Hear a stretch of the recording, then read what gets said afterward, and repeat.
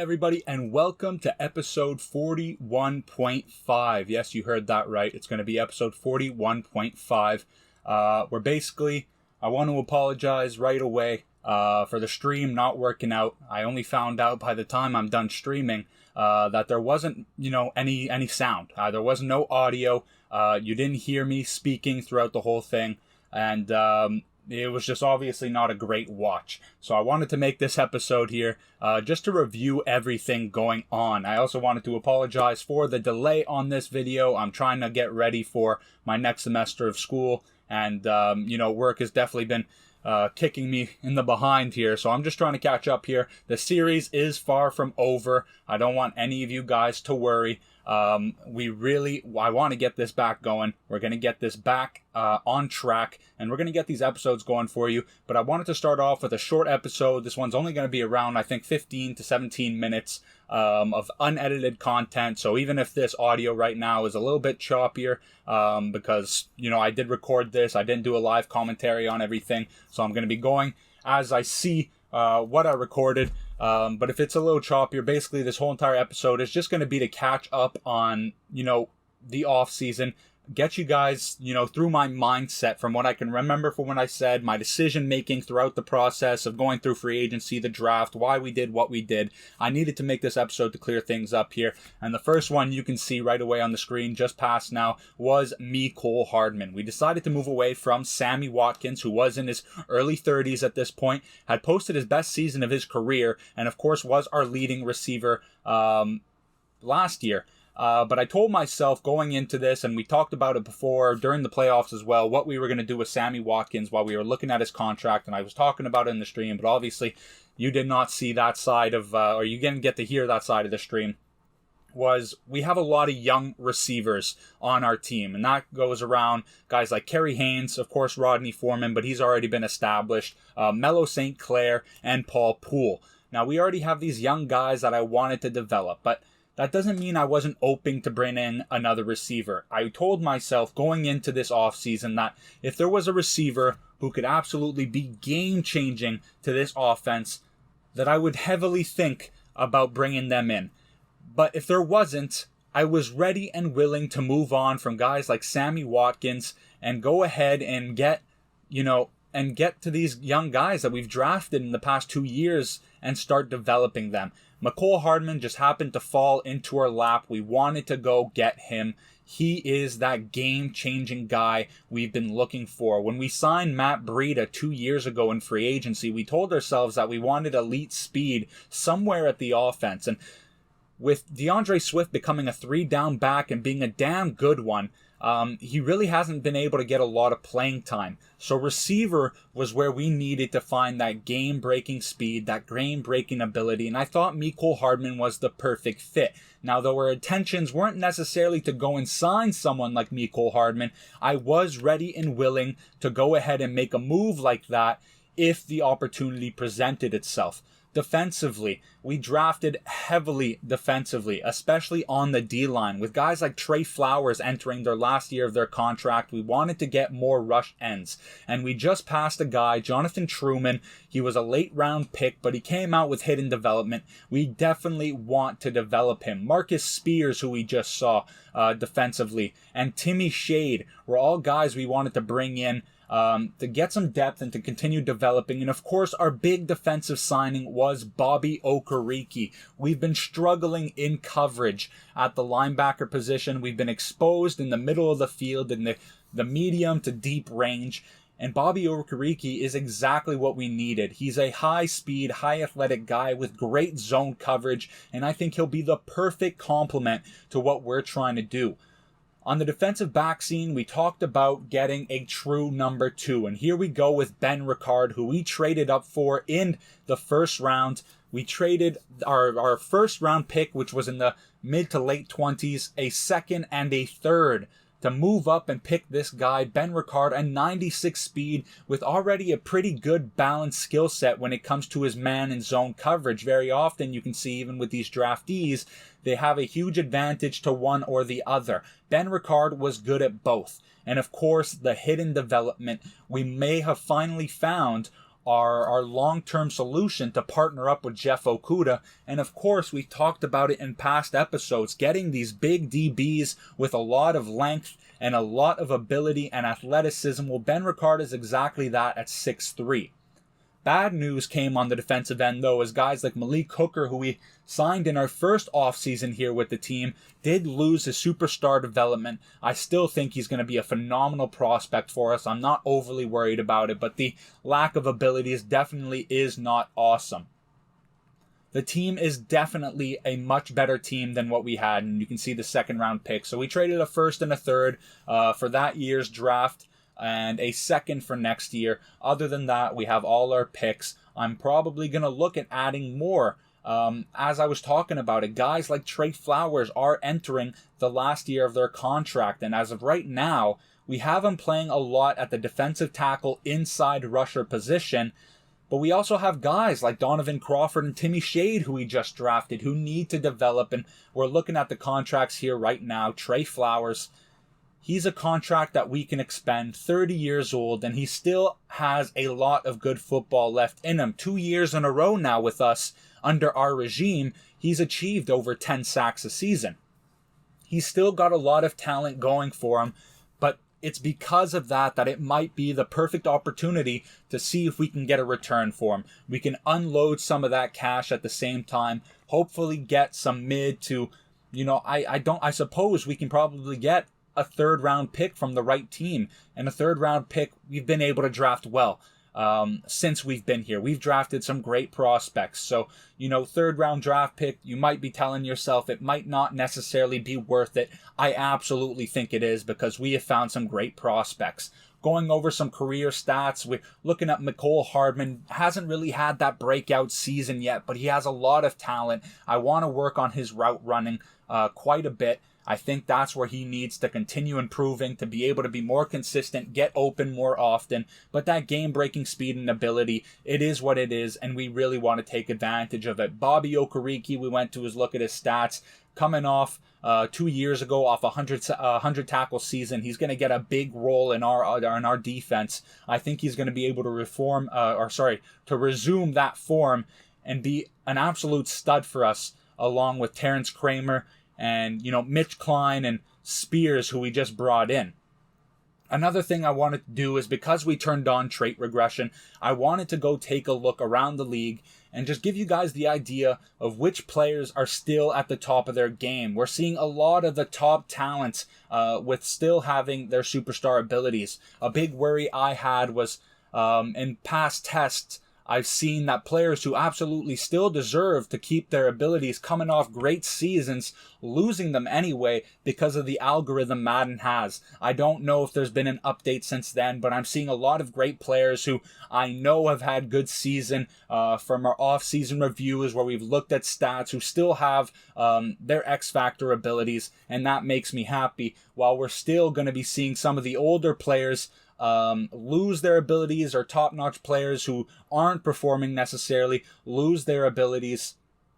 And, because of that, we're going to be able to start seeing some of the young guys that are being drafted into the league throughout our universe that we are creating start getting their abilities. I started going down the receiver list because I wanted to see where Sammy Watkins ended up. And unfortunately, he is still a free agent. It's a little bit surprising. Only 30 years old. He's still got some good football left in him. Is he a number one receiver? Probably not. But he's still very capable, and he's coming off the best year of his career. I really do hope that he gets picked up at some point later on. I also wanted to see who slipped into free agency, and it's Tom Brady at 46 years old. He is now a free agent.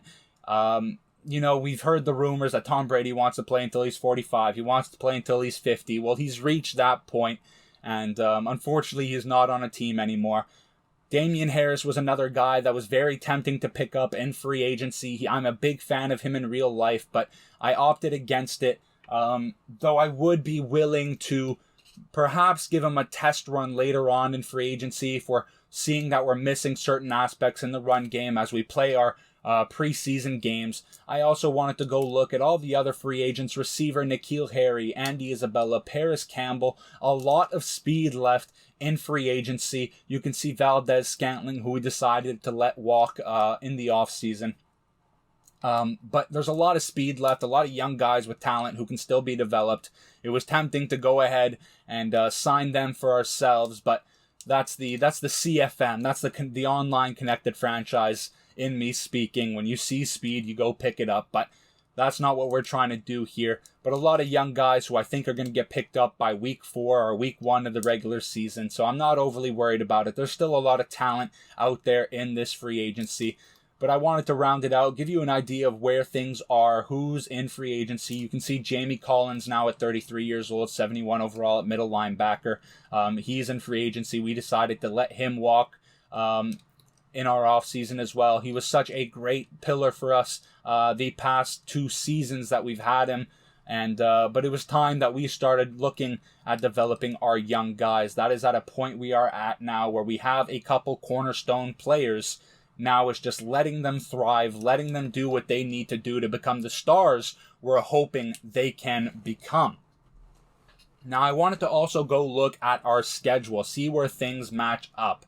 We have a pretty tough schedule with the Seahawks, the Chiefs, the Buccaneers no longer having Tom Brady. That could be a very different outlook, but there's also a lot of change going on in our conference as well. Aaron Rodgers is still the quarterback for the Packers, but when it comes down to the Bears, who don't have Nick Foles anymore, I'm not too sure who they have. It would definitely be something that we're going to find out later on in week 3.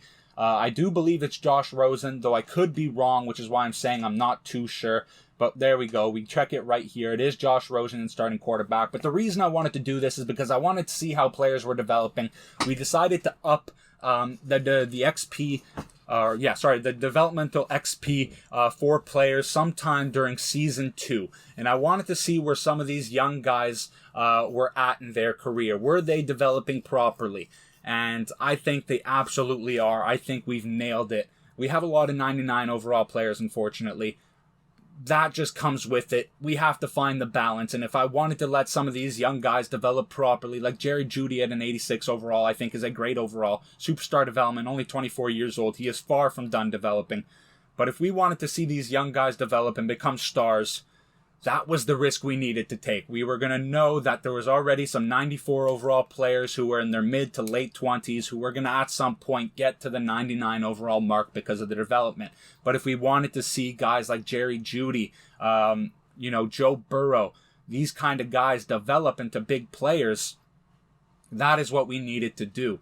I also went to go see what the Buccaneers were rocking with. Of course, without Tom Brady, they still have a very talented defense. We play them at some point this season. So that's going to be an interesting game. A great DB core that is still young, about to enter their prime.